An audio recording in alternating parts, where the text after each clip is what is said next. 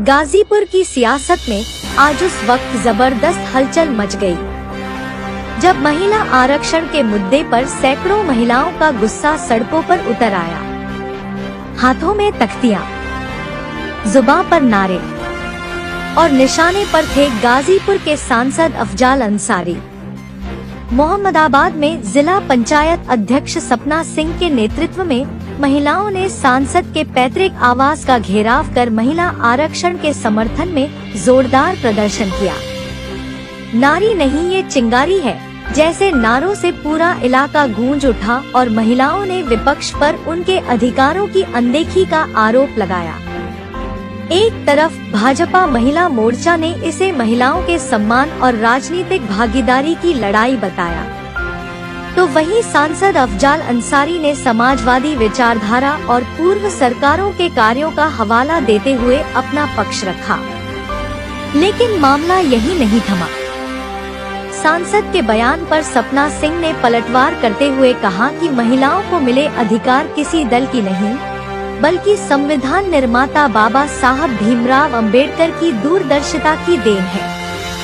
अब सवाल बड़ा है, क्या महिला आरक्षण पर यह सियासी टकराव आने वाले दिनों में और तेज होगा? क्या महिलाओं की राजनीतिक हिस्सेदारी अब चुनावी मुद्दों का केंद्र बनने जा रही है? देखते रहिए मोहम्मदाबाद से रियाज अहमद की खास रिपोर्ट।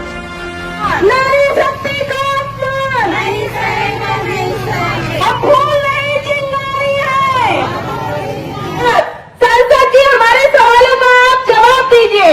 आपने हमें अधिकारों से क्यों वंचित रखा? क्या हम घर संभालने हुए क्या देश नहीं संभाल सकते? हमारे लिए, हमारे आजादी के लिए, हमारे जश्न के लिए अलग से सेशन रखा गया है। अगर हमारे लिए आपने सोचा होता, सिर्फ महिलाएं महोदय, सिर्फ महिलाएं, इसमें जनगणना, जाति और इसमें जातिगत ये सब चीजें नहीं आनी चाहिए। अगर ये बिल पास होता, इसमें सब लोग आते, सारी जातियों के लोग आते, आपके घर की बहू बेटियां भी आती, हमारे घर की बहू बेटियां भी, माननीय अखिलेश यादव के घर की तो बहू बेटियां ऑलरेडी है, तो वो तो कहेंगे, वो तो दूसरों को नहीं आने देंगे क्योंकि उन्हें डर है, बाकी आ गई तो उनके लिए खतरा हो जाएगा। चलिए, आपकी बात हो गई। आप जिला पंचायत अध्यक्ष के हैसियत से हमारे जनपद की प्रथम नागरिक हैं। मैं आपका स्वागत करता हूं। अपने द्वारा जरा गंभीरता पूर्वक फिर भी विचार कीजिएगा। 2026 में 2011 की जनगणना को मापदंड बनाया जाना उचित नहीं है। ये किसी के विचार में हो सकता है कि हाँ ठीक है, लेकिन इस देश में अगर लोकतंत्र की व्यवस्था है तो सदन में ऐसे बिल को पास कराने के लिए विपक्ष को भी हमेशा परंपरा रही है। बिल लाने से पहले इस पर वार्ता होती है, सहमति बनती है और उसके बाद बिल पेश किया जाता है। लेकिन जब आप किसी से न परामर्श करेंगे और पुराने 2011 यानी 16 वर्ष पुराने को आधार बनाएंगे, तो इस बात पर सहमत नहीं है। महिलाओं के रिजर्वेशन के सवाल पर मैं आपको याद दिलाना चाहता हूं, आप जिस कुर्सी पे आसीन है वो अब बिल आया, इसकी देन नहीं है। ये माननीय मुलायम सिंह के शासनकाल में उत्तर प्रदेश में पहले ही से जब पंचायत राज एक्ट लागू हुआ तो उसमें महिलाओं को भी आरक्षण की व्यवस्था दी गई, शिशुओं को आरक्षण की व्यवस्था दी गई, दलित समाज के लोगों को और SC/ST के लोगों को भी आरक्षण की व्यवस्था दी गई। माननीय मुलायम सिंह ने उत्तर प्रदेश में महिलाओं को आरक्षण देने में पूरे देश में सबसे ज्यादा अग्रिम भूमिका निभाई और आज भी समाजवादी पार्टी इस बात की पक्षधर है कि महिलाओं को।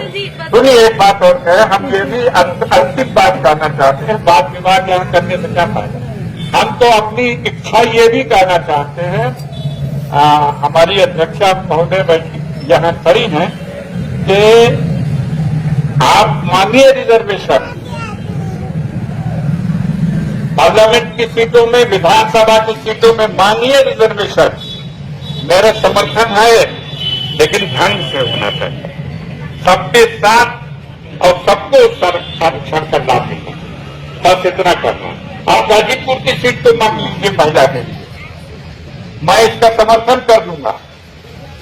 आप मांग लीजिए गाजीपुर जैसे जिला पंचायत की सीट महिला है, आप पार्लियामेंट की सीट मांगिए, मैं इसका समर्थन करूंगा, मैं इसके लिए पीछे नहीं हटूंगा। मैं अब लास्ट बार आपसे बात करने जा रही हूँ। पहली बात तो ये संविधान अखिलेश यादव जी, मुलायम जी ने नहीं बनाया, ये बाबा साहब ने बनाया है। ये हमारा लोकतांत्रिक अधिकार है और हम इस सीट पे हैं। और रह गई आपके बिल पास करने ना करने की, बिल तो हमारे प्रधानमंत्री जी हमारे लिए ऑलरेडी वो जगह दे गए हैं और आप देखेंगे कि 27 और 29 में भी हम उतनी ही संख्या में होंगे। बहुत बहुत धन्यवाद।